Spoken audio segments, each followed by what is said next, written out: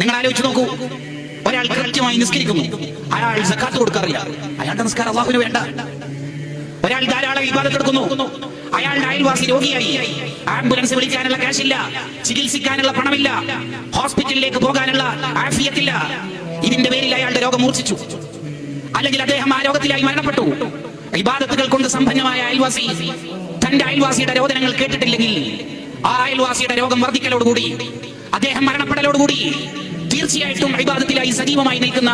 ഈ മനുഷ്യൻ നരകത്തിലെത്താനോ പരലോകത്ത് ശിക്ഷിക്കപ്പെടാനോ കാരണമാകും. അപ്പോൾ ഒരു സംശയം,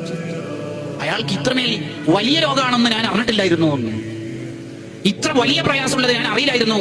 കഴിഞ്ഞ ആഴ്ച മരണപ്പെട്ടപ്പോഴാണ് മനസ്സിലായത് മഞ്ഞപ്പിത്തം കരളിനെ ബാധിച്ചിട്ടുണ്ട്, അല്ലെങ്കിൽ വലിയ അസുഖമായിട്ടുണ്ട് എന്ന് എനിക്ക് ഇന്നലെയാണ് റിപ്പോർട്ട് കിട്ടിയത്, അറിഞ്ഞിരുന്നുവെങ്കിൽ എന്തെങ്കിലുമൊക്കെ ഫിനാൻഷ്യലി സപ്പോർട്ട് ചെയ്യാമായിരുന്നു എന്നാണ് ഇയാളുടെ ന്യായമെങ്കിൽ അതിന് ഇബ്നു ഹജർ